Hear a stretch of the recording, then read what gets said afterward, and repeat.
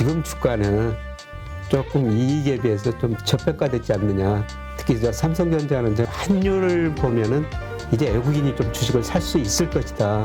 미국 집값 하락하면서 다시 한번 소비 중심으로 미국 경제가 침체에 빠질 수 있다고 보는 것입니다. 뭐 한국은행 연준이 금리 올리고 내린 거 보지 마라. 차라리 시장이 더 똑똑하다. 10년 국채 수익률 보자.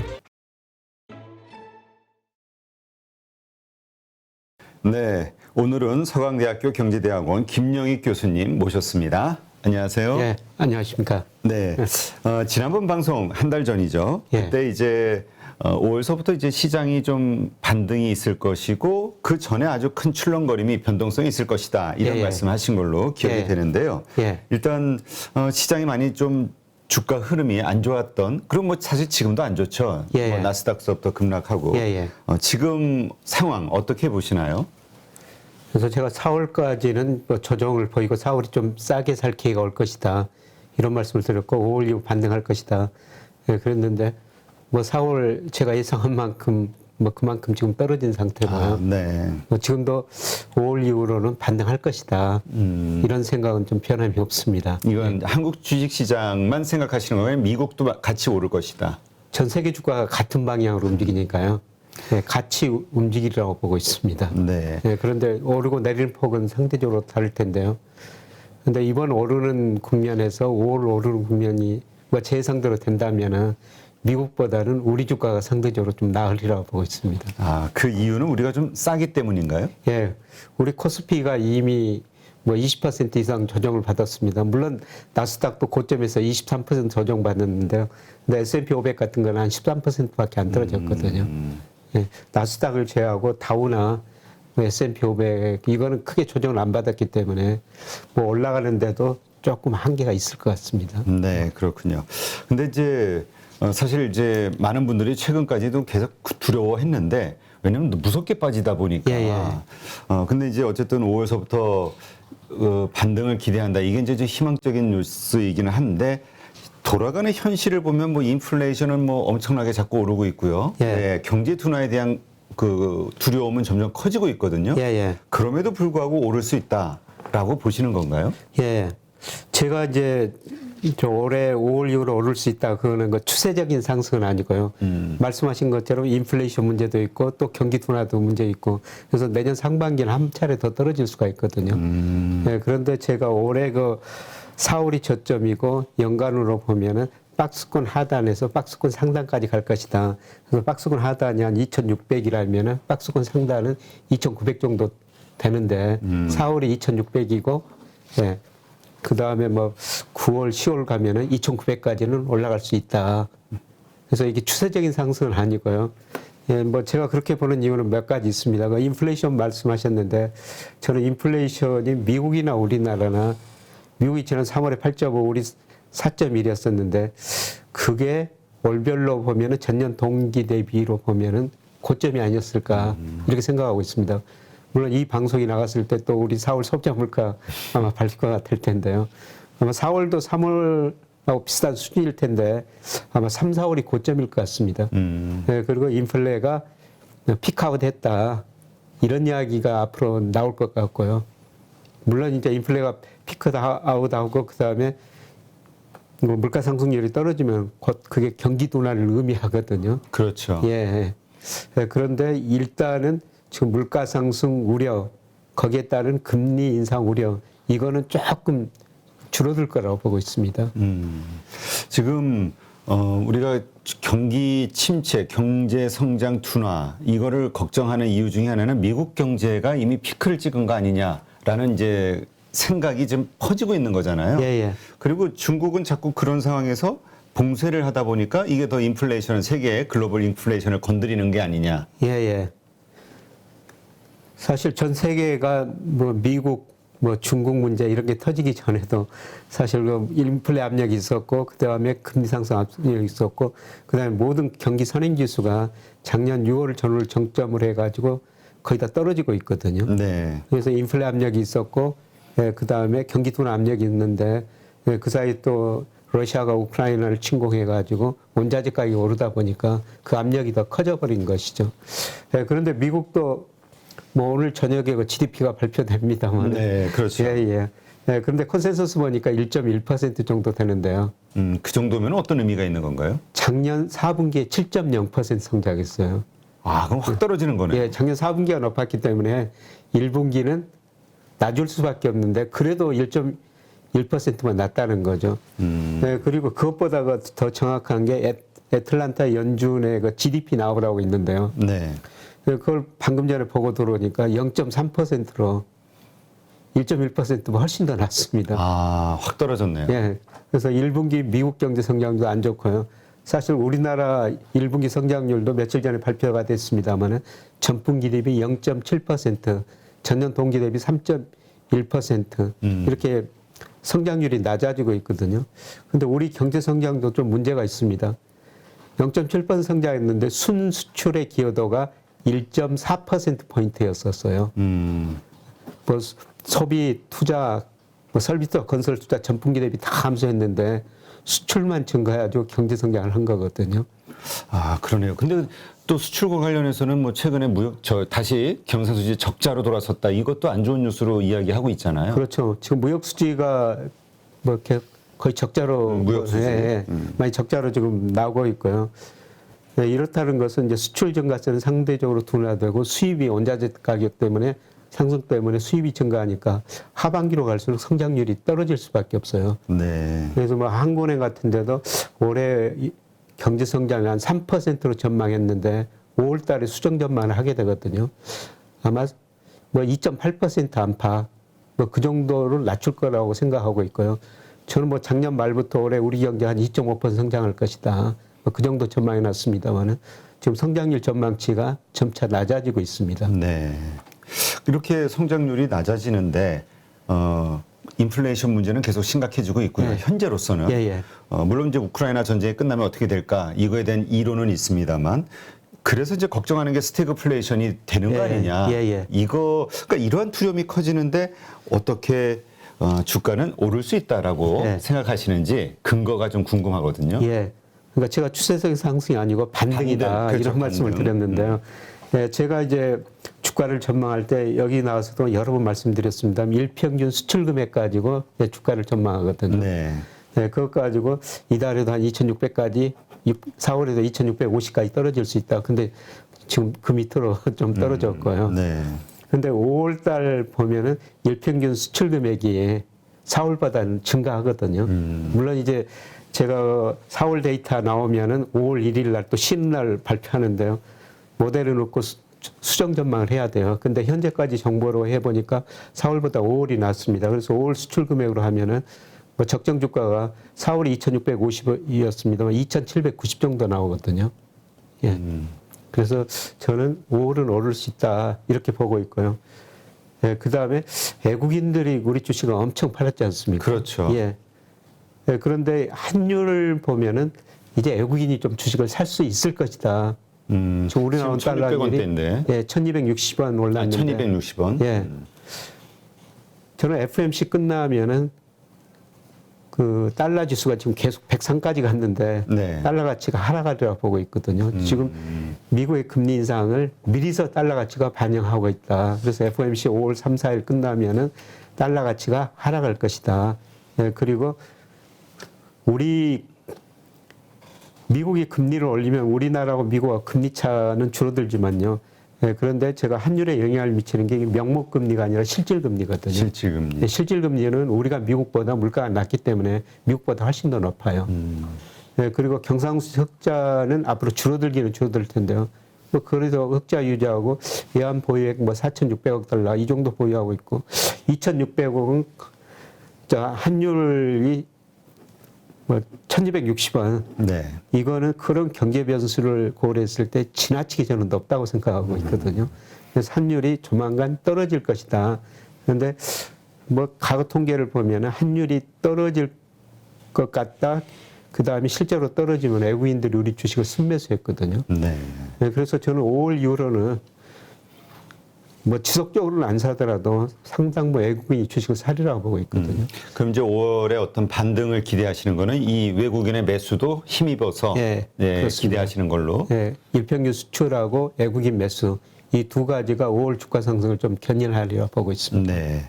근데 진짜 말씀하신 대로 최근에 그 대기업들 실적 보면 좋았잖아요. 삼성전자도 오늘 나온 속보 보니까 뭐 그 영업이익은 뭐 전년 동기 대비 뭐 50%, 예. 뭐 저 18% 매출 성장하고 예. 이런 뭐 여러 가지 좋은 뉴스가 많아요. 예. 현대차나 기아도 이번에 깜짝 실적 예, 그렇죠. 발표했고요. 예. 근데 대부분 또 폄하하시는 분들 환율 때문에 늘어난 거 아니야? 이렇게 얘기하기도 하거든요. 뭐 환율 영향은 받기는 받았죠. 네. 환율이 좀 많이 오르다 보니까. 예를 들어 작년 평균 환율이 1144원이었었어요. 그런데 지금 1260원까지 올라 버렸으니까 뭐 환율 영향도 있기는 있죠. 그런데 실제적으로 뭐 이익은 좀 증가했다고 보고 있고요. 뭐 환율 영향을 고려했더라도 지금 주가는 조금 이익에 비해서 좀 저평가됐지 않느냐. 특히 저 삼성전자는 저는 그렇게 지금 저평가됐지 않느냐. 저평가. 네, 그동안 제가 뭐 주가 지수 떨어지고 삼성전자 주식도 많이 떨어질 수다 이런 말씀을 계속 드렸었습니다만은 지금 뭐 6만 5천 원도 그 밑으로 떨어졌는데 그렇죠. 이런 수준에서는 상당히 저는 매력적인 외국인들한테 특히 매력적인 주가 아닌가.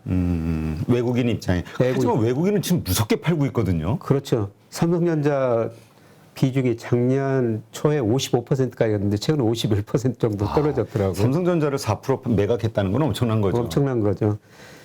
네, 그런데 지금 외국인들의 기대, 제 생각인데요. 일부 외국인들은 그렇게 기대할 겁니다. 환율 1260원 너무 높다. 환율 떨어진다. 삼성전자 주가 낮아졌다. 살만한 이유가 있는 것이죠. 그러면 환율 떨어지고 삼성전자 주가 오르면 양쪽에서 이익을 낼 수가 있거든요. 네. 근데 이제 좀 부정적으로 보시는 분들은 뭐 그러니까 상황이 안 좋으면 그 상황에 맞는 이유들이 자꾸 나오잖아요. 예, 오를 때는 또 오를 때 이유. 예. 그러니까 이렇게 떨어지다 보니까 삼성전자의 약점이라고 생각되는 막 부정적인 이야기들이 막 나온단 말이죠. 예. 거기에는 뭐 파운드리 비중이 작년보다 예, 더 예. 세계 시장 점유율이 떨어졌다든지. 네. 제가 그 삼성전자 애널리스트 하니까 세부 내용 몰라요. 네. 네, 그런데 제가 작년 하반기부터는 4월까지는 계속 주가 떨어진다 이런 말씀을 그렇죠. 드렸는데 지금 오른다고 그러니까 좀 이상하게 들리실지도 시청자 여러분께 그렇게 생각할지 그렇죠. 모르겠지만 저는 삼성전자는 모릅니다. 근데 제가 세부적으로는 네, 세부적으로 모르는데 삼성전자가 시가총액 20%니까 결국 주가 지수하고 같이 움직일 수밖에 없다. 그래서 제가 작년에 그 주가 지수가 올해 많이 떨어지니까 삼성전자 주가도 떨어질 수밖에 없다. 네, 그런데 제가 다음 달 예상해 보면 당장 그 주가 지수가 2,790 정도 나오니까 그 정도 나오면은 삼성전자가 안 오르면은 그 주가 지수가 가기 쉽지 않거든요. 오를 수가 없다. 네, 그래서 저는 뭐 그 주가 지수를 예측하면서 삼성전자 말씀을 드리는 겁니다. 예. 이제까지 과거 데이터를 봤을 때 삼성전자는 사실 개별적인 이슈보다는 그 신흥국에 대한 비중 이거와 연관해서 예, 예. 네, 외국인 투자자들은 그냥 한국 시장을 사고 팔고 하는 것이다 이런 얘기도 있잖아요. 예, 그렇습니다. 그래서 뭐 그동안 사실 그 2020년에는 우리 주가가 너무 많이 올랐죠. 그렇죠. MSCI 보니까 14% 정도 올랐는데 우리 31% 올랐거든요. 아, 2배 이상 올랐네요. 예, 그래서 비중이 높아지니까 삼성전자 주식을 팔 수밖에 없었죠. 예, 그런데 작년에는 뭐 세계 평균보다 좀 상승률이 낮았거든요. 올해도 세계 평균 정도 됩니다. 어제까지 보니까 세계 평균 주가 한 10% 떨어졌는데요. 올해 들어서 코스피도 한 10% 정도 떨어졌거든요. 비슷하네요 이번에는. 네, 평균 정도 들어갔는데 그럼에도 불구하고 왜 외국인이 이렇게 팔았을까? 그거는 아까 말씀드린 환율이 올라갈 것으로 외국인들 기대했다는 거죠. 이럴 때는 환율이 올라갈 때 외국인이 주식을 사면 손해 보니까 그렇죠. 그런데 지금 보니까 환율이 제가 보기에는 올라갈 만큼 올라갔다. 여기서 이제 얼마까지 떨어질 것인가 그게 문제인데 뭐 저는 조금 멀리 보면 1,150원까지 뭐 단기적으로 보면 1,200원까지 떨어질 수 있다고 보고 있고요. 네. 뭐 멀리 보면 1,150원까지도 떨어질 수 있다고 보고 있거든요. 저같이 생각하는 외국인이 있다면은 저는 삼성전자 주식을 살리라고 보고 있습니다. 네, 그렇군요. 지금 이 달러 강세, 아까도 이제 미리 선반영된 거 아니냐 이렇게 말씀하셨는데 이번 다음 주에 있게 되는 이제 FOMC 회의에서 뭐 빅스텝이라고 표현하는 네. 50bp 인상, 네. 뭐 그 이후에도 계속 그렇게 갈 거냐, 혹은 뭐 75bp까지도 올라갈 수 있지 않냐, 뭐 이런 시장의 이야기들이 예. 돌고 있단 말이죠. 예. 이미 충분히 달러는 그 가치를 선반영했다라고 보시나요? 아니면 더 오를 수 있지 않을까 이런 생각하시는 분도 있으니까. 저는 이미 많이 선반영해 버렸다고 보고 있습니다. 뭐 과거 이렇게 통계를 보더라도 미국이 그 금리 인상 전까지는 달러가 가치가 올랐는데요.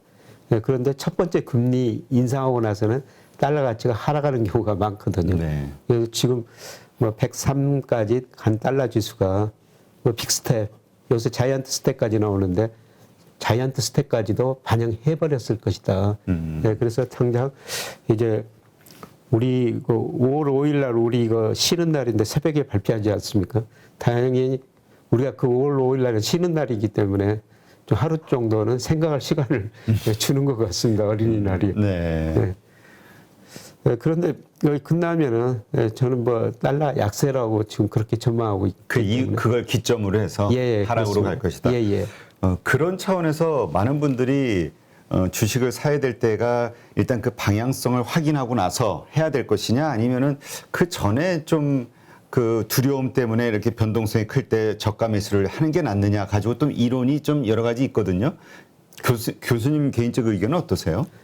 예, 저는 뭐 지금부터 지금부터? 예, 지금부터 5월 초까지 FOMC 전까지 계속 좀 사서 오히려 전에 사야 된다. 예.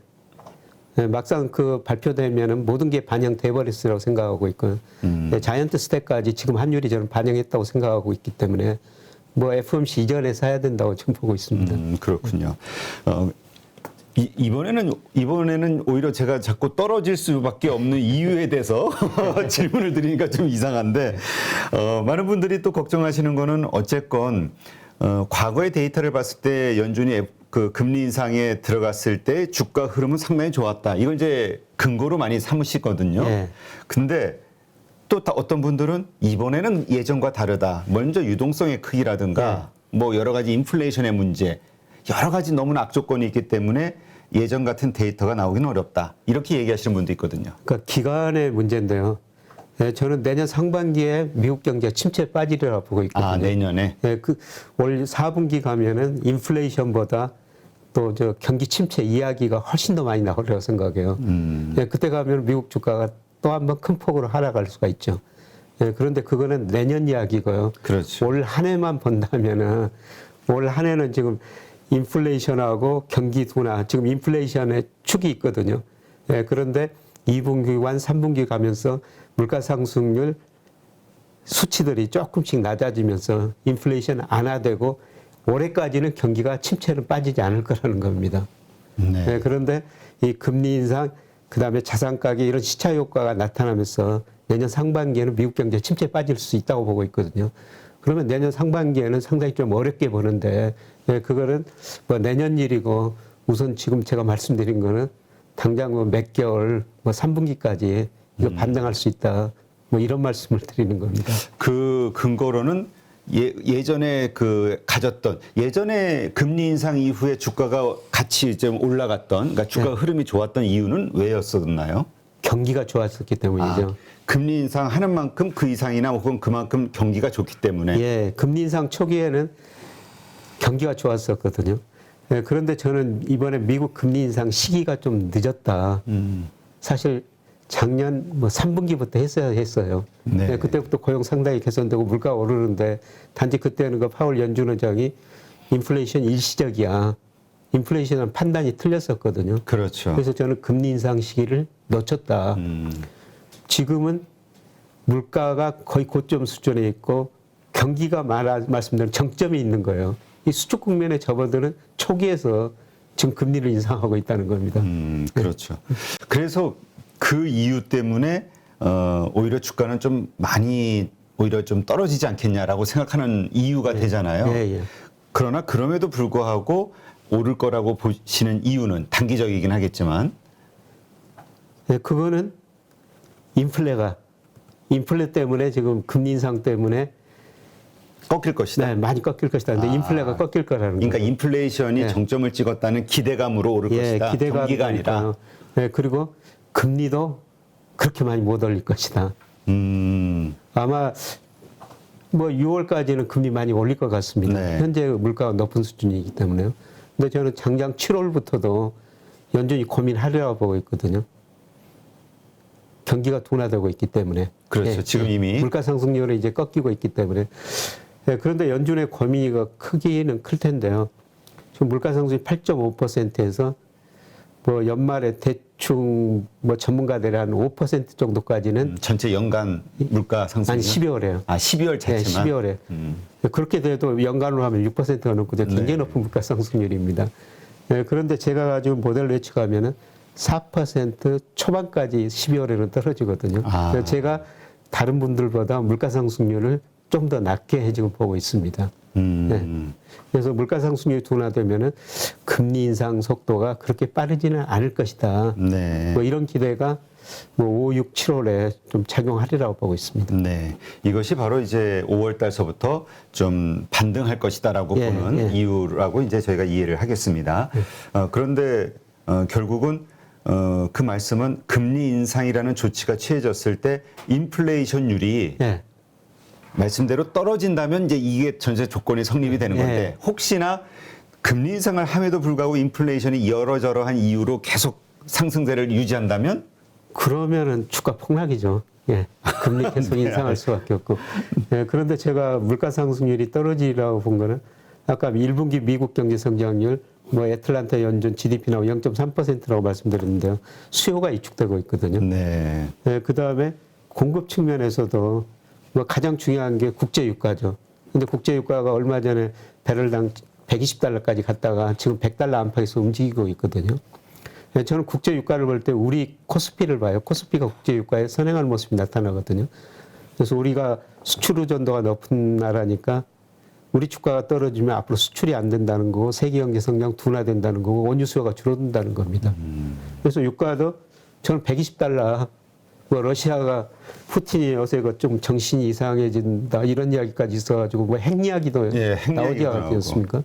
뭐 거기까지 안 간다면은 유가는 저는 120달러 지난번 거기서 고점이었다고 보고 있고요. 앞으로 뭐 80, 90달러까지 떨어지리라고 보고 있습니다. 네.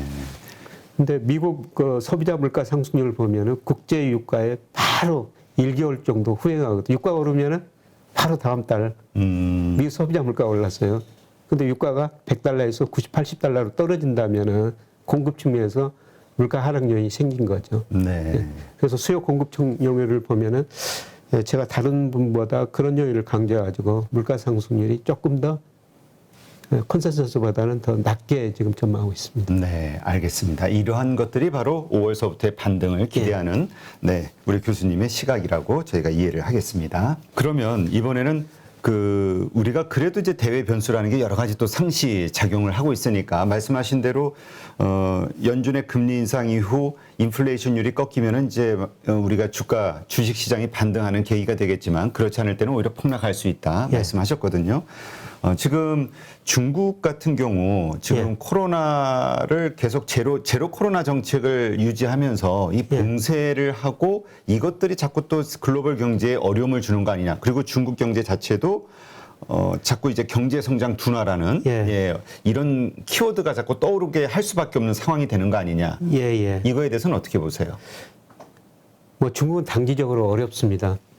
중국이 그동안 그 투자 중심으로 사실 2008년 미국에서 글로벌 금융위기가 와가지고 세계 경제가 마이너스 0.1% 성장했는데요. 중국은 2009년, 2010년에 9 내지 10% 성장합니다. 그때 중국 기업들이 엄청나게 투자를 했거든요. 그 당시 보면은 뭐 세계 평균 보면 투자가 GDP에 차지하는 비중이 22%였어요. 중국은 45%입니다. 투자를 많이 해가지고 성장했는데 문제는 수요가 부족하니까 기업의 가행 투자 문제가 드러나고 은행 부실이 드러나는 것이죠. 그래서 중국 정부가 이제 투자보다는 소비 중심으로 성장을 해야 되겠다 이렇게 정책 방향을 바꾼 거거든요. 그런데 2019년부터 1인당 국민소득이 $10,000 돌파해가지고 소비가 증가하려고 하는 추세인데 지금 코로나 때문에 다 봉쇄해버리니까 그렇죠. 투자도 안 되는데 소비도 안 되는 거죠. 그렇죠. 그래서 중국 경제 성장률이 1분기에 4.8% 떨어졌고 2분기에는 뭐 4% 미만으로 떨어질 수가 있죠. 중국이 그 정도면 상당히 심각한 거죠. 뭐 6% 막 이랬었잖아요. 근데 저는 정상으로 가는 과정이라고 보고 있습니다. 오히려 중국이 그 1978년부터 뭐 대통령이 그 시장을 개방했지 않습니까? 그렇죠. 그러면서 2009년까지 연평균 성장률이 거의 30년 이상 10%가 넘었어. 세계에서 그렇게 30년 10% 성장한 나라는 거의 없거든요. 아, 그렇죠. 거대한 나라가. 그러다 보니까 2001년에 중국 GDP가 세계에서 차지하는 비율이 한 4% 됐는데 작년에는 18%가 넘었어요. 네. 근데 문제는 뭐냐면은 중국 경제도 이제 성장의 한계에 도달했다는 겁니다. 네. 네, 더 이상 투자 중심에 성장할 수는 없고요. 네, 그래서 저는 중국 경제가 앞으로 4 내지 5%로 7% 바로 직전에 7% 성장하다가 4% 떨어지면 상당히 큰 충격입니다. 네. 그 충격인데 지금 그 충격을 4 내지 5% 성장하면서 계속 안하해 가리라 보고 있거든요. 네. 그러니까 우리나라가 IMF 경제위기 겪기 전까지는 우리나라도 뭐 10% 성장했다가 9%, 그 다음에 IMF 바로 직전에 7% 이상 성장했거든요. 근데 IMF 경제위기 겪으면서 구조조정하고 기업들이 없어지면서 근로자도 해고당하면서 우리 성장률이 4 내지 5%로 떨어집니다. 네, 그런데 그때 구조조정했다. 우리 경제가 질적인 성장 국면에 들었었다. 뭐 안정 성장 국면에 들었었다. 이런 평가가 나오면서 주가는 계속 뭐 1000에서 2000 왔다 갔다 하다가 2000을 돌파하거든요. 네.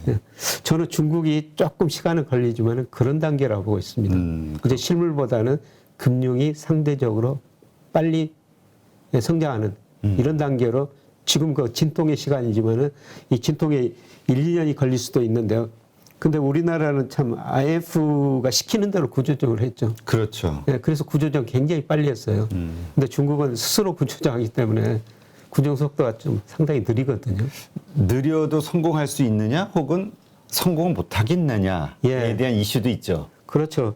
그래서 중국 경제 전문가들이 여러 가지 시나리오를 내는데요. 뭐 금융위기로 갈 것이다. 그렇죠. 경제위기, 금융위기. 네, 그다음에 중진국 함정에 빠질 것이다. 지금 중국도 인구가 줄어든다는 거 아닙니까? 그렇죠. 네. 고령 인구는 늘고. 예.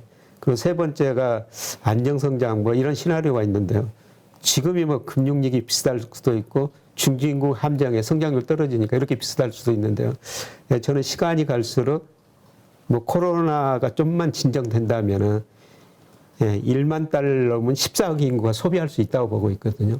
네, 그러면서 4 내지 5% 여기에 중국이 정경에 가면서 이럴 때는 실물보다는 금융 쪽으로 돈이 몰리거든요. 네. 네, 그래서 중국의 금융시장은 한 단계 저는 도약할 수 있다고 보고 있습니다. 네. 근데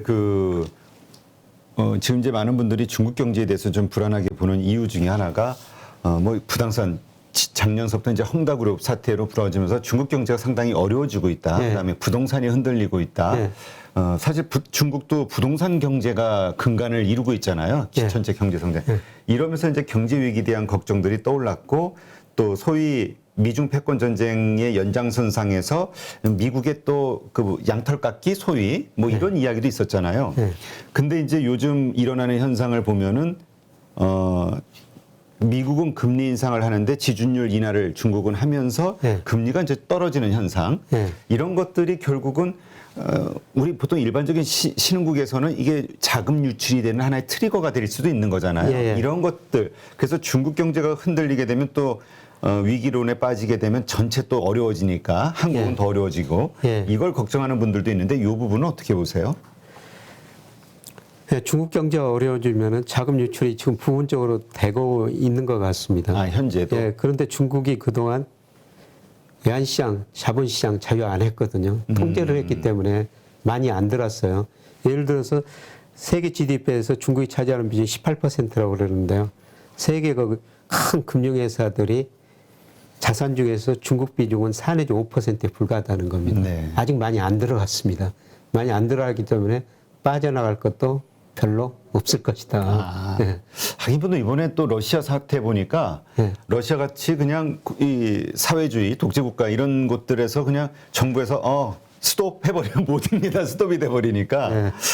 근데 오히려 그게 그 외국인 투자자들의 국가 리스크에 대한 것이 떠오르게 하면서 탈출하는 또 계기가 되지 않겠냐 이런 얘기도 있긴 했었는데요. 뭐 그런 이야기도 있죠. 그러니까 중국을 얼마 전에 영국의 그 이코노미스트라는 경제 주간지가 있는데요. 중국 경제, 중국 그 금융시장을 하이브리드 캐피탈리즘이라고 어려운데요? 그러니까 우리가 자동차 하이브리드 네. 그냥 기름으로도 가고 그저 연료전기로도 가고 있지 않습니까? 중국 정부가 언제든지 그걸 바꿔버릴 수가 있다는 것이죠. 네. 이런 불확실성은 있기는 있습니다.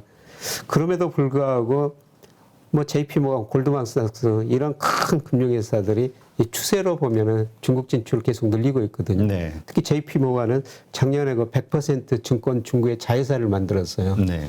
그 중국이 장기적으로 위안화 국자를 포함한 금융강국을 추구하고 있기 때문에 이미 2019년에서 2020년까지 은행, 증권, 보험, 자산운용사 다 개방을 해버렸거든요.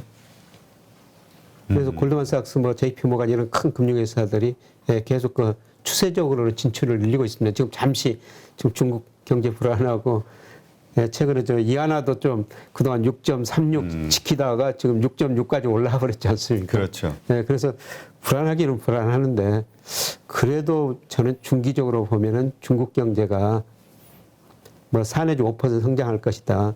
근데 중국 경제가 4 내지 5% 성장하면요. 명목은 한 7% 정도 성장하는 거거든요. 이렇게 가다 보면은 2030년에 중국 GDP가 미국 GDP를 넘어서게 됩니다. 네. 그게 이제까지 미중 패권 전쟁의 어떤 그 예. 근간 원리였는데 지금 이제 이렇게 경기 침체, 중국의 경기 침체 혹은 뭐 경제 금융 위기 이런 것들에 대한 걱정 이것 때문에 사실 그 뭐라 그럴까요? 그 경기 이 주식 시장이 흔들리는 요소가 되기도 했는데 예. 또 거기 그렇게 어려운데 또 봉쇄를 자꾸 해버리니까. 예, 예. 근데 또 한편으로는 그렇기 때문에 중국 정부가 어떤 경기 부양책을 확 쓸지 않겠느냐. 그래서 이제 다시 유가가 여러 가지 경기 둔화에 대한 어려움, 걱정 때문에 하락하다가도 중국 경제에 대한 기대감으로 또 상승하는 거 아니냐 이런 또 얘기하시는 분들도 있거든요. 예.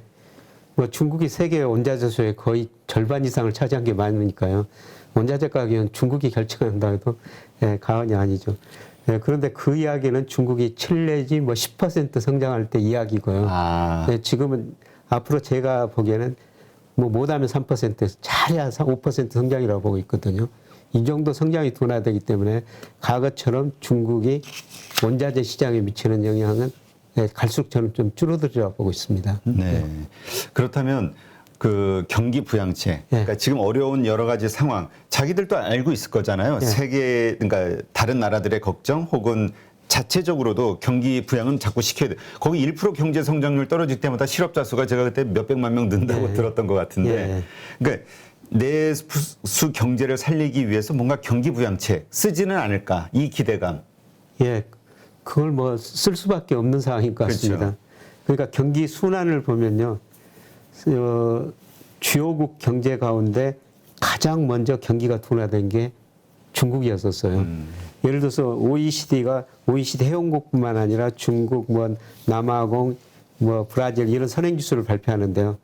중국 경기 선행지수가 작년 2월에 고점이었거든요. 나머지 국가는 거의 우리나라, 뭐 미국 같은데 전부 거의 7월 전후였었어요. 중국이 제일 먼저 경기 둔화에 접어들었다는 것이죠. 그래서 지금 경기 확장면으로 생각하면은 우리나 미국은 경기 정점을 지나고 수축 국면 초기인데 중국은 상당히 사이클상 하단에 먼저 그냥 수축 국면에 먼저 들었었다는 거죠. 그래서 앞으로 저는 경기가 회복되면은 중국이 제일 먼저 회복되고요. 그러니까 중국이 이제 재정 정책도 아마 통화 정책도 팽창적으로 운영할 수밖에 없다. 그래서 중국 경기 저점이 우리나라보다 중국보다는 더, 미국보다는 더 빨리 오리라고 보고 있습니다. 네. 그래서 어쨌건 지금 여러 가지 중국 봉쇄라든가 어려운 그 상황이긴 하지만 자체적인 경기 부양이라든가 이런 거를 통해서 그래도 주가 상승되는 어떤 이유가 될 수도 있다 이렇게 보면 될까요? 예. 뭐 중국 주가하고 우리 주가하고 방향은 똑같습니다. 비슷할 것이다. 예. 올라오고 내리는 이제 뭐 변동률만 차이가 있지. 제가 5월 이후로 우리 주가 오른다 그런 말씀을 드렸는데 그 말은 꼭 중국 주가도 오른다. 예. 중국 주가 최근 급락해가지고 사실 그동안 제가 장기적으로 중국 주식 좀 많이 사십시오.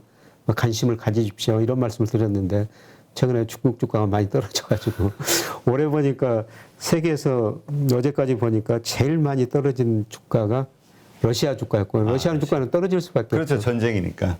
그 다음에 나스닥이 올해 들어서 한 20%. 그 다음에 중국 상하이 종합주가지수가 19%. 미국의 나스닥하고 중국 상하이 종합지수가 세계에서 제일 많이 떨어진 지수예요.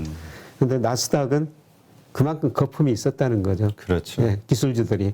예, 그래서 많이 떨어지는 거고 나스닥은 금리 인상의 영향을 많이 받은 것 같고요. 예, 중국은 예, 경기 둔화 이거를 상당히 많이 반영해버린 것 같습니다. 네. 지금 중국의 위안화 상황 예. 이걸 어떻게 이해를 해야 될까요? 상대적으로 상당히 잘 뭐라 그럴까요? 위안화가 지금 달러 강세인 상황에서도 예, 위안화 근데 지금 이제 한국의 원화는 위안화하고 그렇게 동조화가 되지는 않는다 이런 의견들도 있긴 하거든요. 작년까지는 많이 동조되다가 지금 올해 와서 예, 위안화는 6.36에서 그 변동이 없었는데 우리 원화 가치는 지금 많이 떨어졌었죠. 네. 예, 그런데 강세를 위안화가 보이는 이유가 뭘까? 왜냐면 이 금리 인하를 하고 하는데도 작년까지는요 중국은 경상수지가 흑자 났었거든요. 네. 예, 근데 경상수지 흑자 나면은 금융계정 그거는 적자가 일반적인 현상입니다. 그래서 우리나라 경상수지 흑자가 작년에 800억 달러가 넘었는데 그 돈들이 해외 직접 투자나 증권 투자로 다 나가버린 거거든요. 그래서 경상수지 흑자면은 금융계정 해외 직접 투자, 증권 투자는 적자예요. 근데 중국은 작년에 무슨 일이 발생했냐면은 경상수지도 흑자, 그 다음에 금융계정, 외국인들이 중국 주식 채권을 사줬거든요. 금융계정도 흑자했었어요. 네. 그러니까 위안화 가치가 강세로 갈 수밖에 없었죠.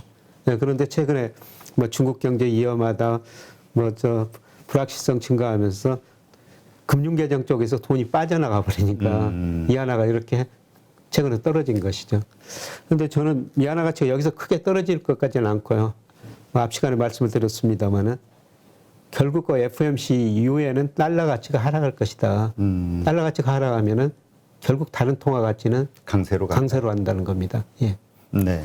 지금 엔저, 그러니까 요즘 글로벌리 그 환율에 대해서, 환율의 동향에 대해서 많이 신경을 쓰는 것 같아요. 우리 그 수출을 많이 하는 또 우리 경쟁 국가들이기도 하니까 예. 뭐 그럴 수도 있는데 엔저가 좀 상당히 심각하다 이런 뉴스들이 가끔 나오던데 이 부분은 근데 또 어떤 분들은 이미 맞부딪히는 시장이 많이 달라졌기 때문에 우리한테 별 영향 없다 이렇게 얘기하시는 분도 있기는 해요.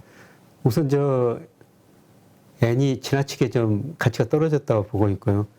근데 제가 뭐 세계 주식 뭐 여러 환율 뭐 이렇게 산다면 저는 삼성전자하고 엔을 사고 싶어요. 아, 그 정도로 지금 그 정도로 가치가 있나요? 저평가됐어요. 그러니까 국제 결제은행에서 뭐 엔화 뭐 실질 실환율 갖고 실질 실환율 계산하는데 뭐 3월 보니까 엔화 가치가 35%나 저평가됐습니다. 장기적으로 저평가되는데 이 35% 저평가된 거는 별로 보기 드물거든요. 이유가 뭘까요? 일본 경제에 대한 불안감 이런 걸까요? 우선은 미일 금리 차가 미국은 국제 수익률 10년짜리 1.3에서 지금 2.9%까지 올라버렸지 않습니까? 네.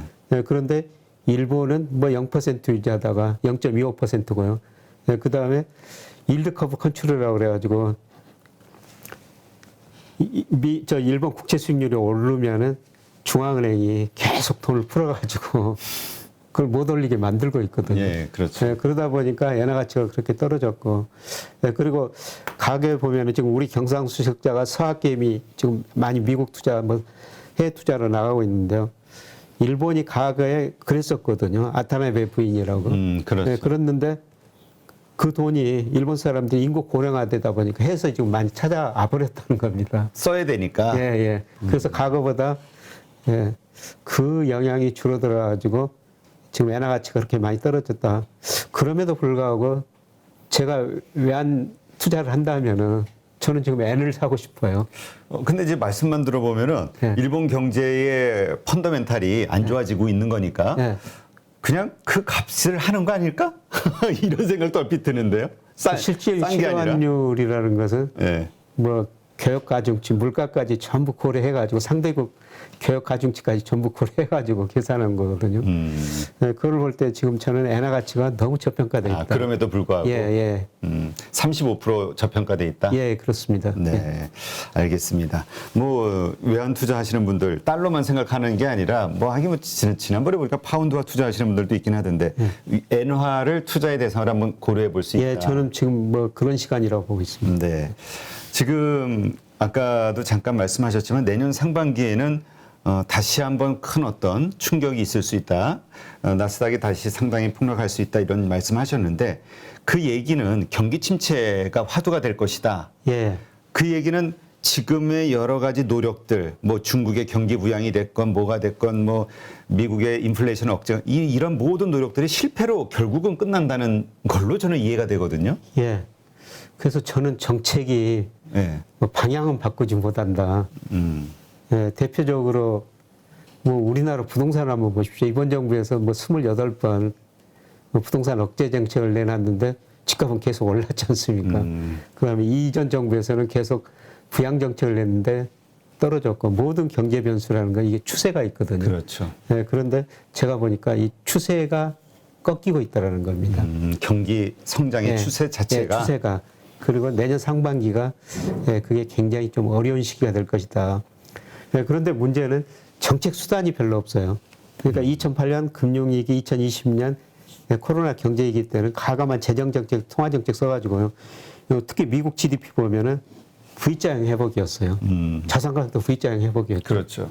예, 그런데 지금 미국 정부 부채가 GDP 대비 130% 정도 되거든요. 부채가 굉장히 많이 늘어났어요. 그렇죠. 그냥 과거처럼 정부가 돈을 쓸 여지가 별로 없는 거고요. 특히 통화정책은 효과가 별로 없을 것 같습니다. 그러니까 연준의 유동성이라든가 뭐 이런 것들은 효과가 별로 없을 것이다. 예, 왜냐하면은 특히 미국 기업 부채가 굉장히 많거든요. 우리 중국 기업 부채만 얘기했는데 그래요, 미국도? 절대적으로는 낮은데요. 과거 상대적으로 비교하면은 미국 거 기업 부채 보면은 회사채 발행하고 그다음에 미국 기업들이 은행에서 빌린 거 그게 GDP 대비 50%거든요. 이게 역사상 최고 수준이에요. 장기 평균이 한 39% 정도 되거든요. 근데 과거 보면은 미국 기업 부채가 이렇게 올라가면은 미국 경제가 그 뒤에 굉장히 어려워졌어요. 그렇군요. 예.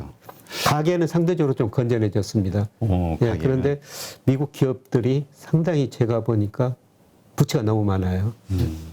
지금 그 얘기는 내년 상반기 이게 사실은 좀 더 근본적인 문제잖아요. 그러니까 왜냐하면 지금은 어렵지만 잘 해결될 거야라는 기대감, 뭐 그게 이제 주가 반등의 이유가 되기도 하겠지만 사람들의 심리를 조금 편안하게 해주는데 야 이것저것 해봐도 안 돼. 이랬을 때는 정말 참 힘든 거잖아요.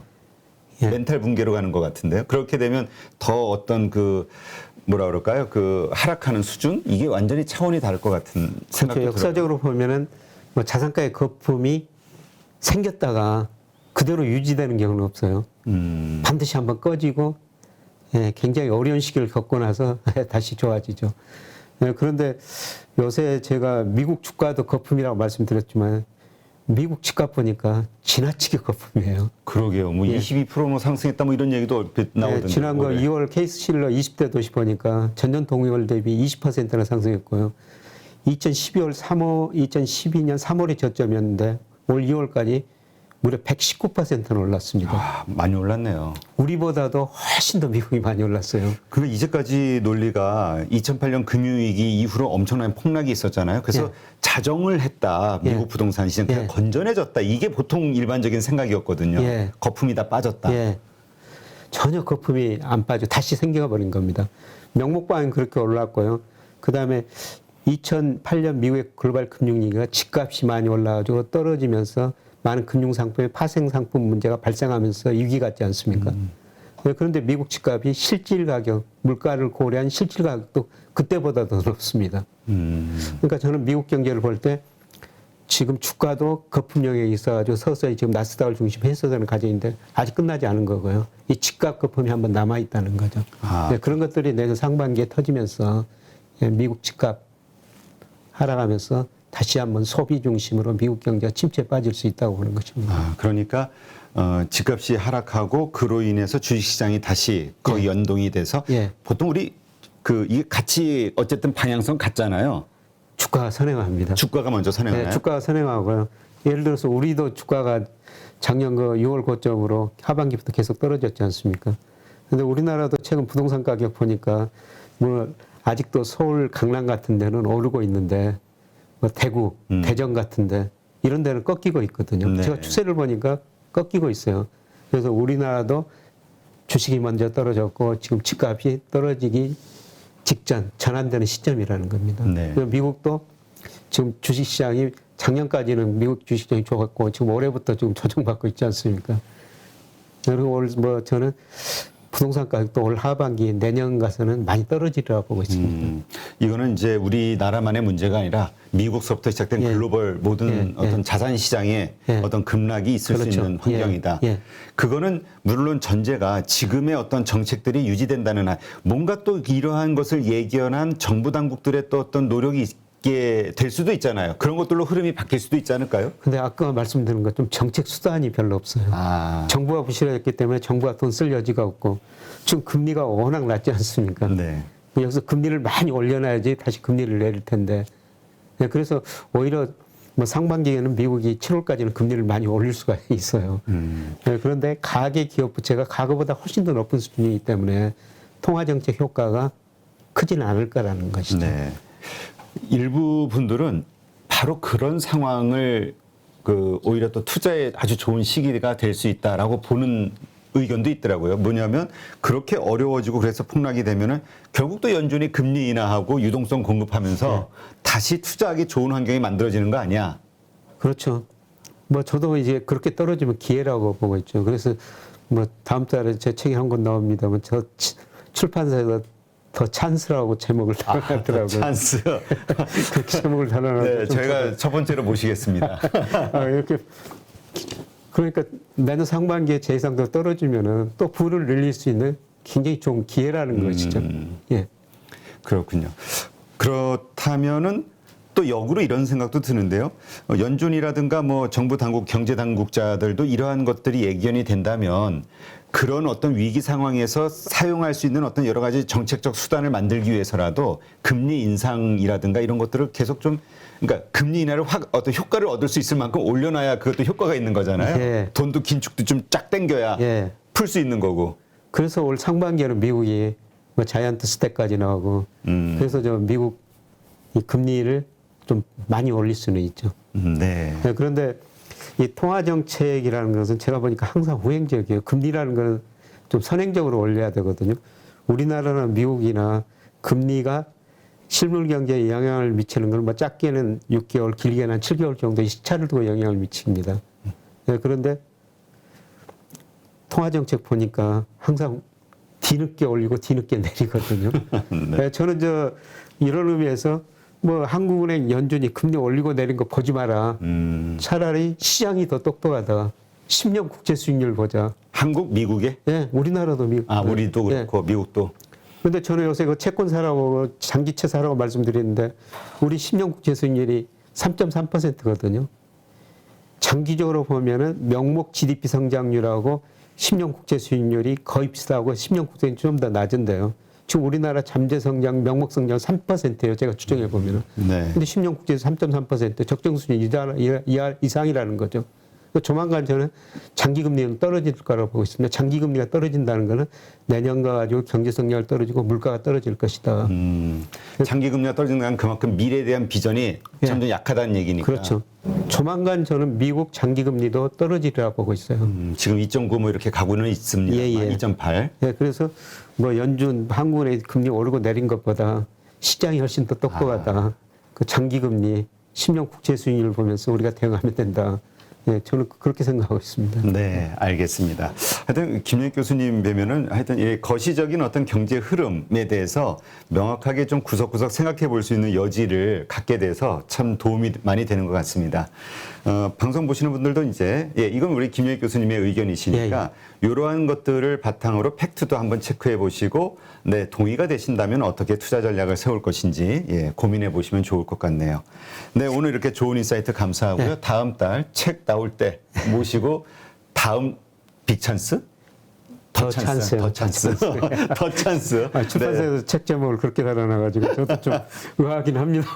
아, 그렇죠. 아니 근데 이게 역시 기대감이죠. 지금은 오케이. 내가 지금은 돈을 잃었어. 예. 그러나 모든 걸 만회할 수 있는, 벌 수 있는 예. 다음 기회가 뭘까? 예. 이게 이제 사람들의 예, 가장 그렇죠. 근본적인 욕구죠. 네, 오늘 좋은 인사이트 고맙습니다. 고맙습니다.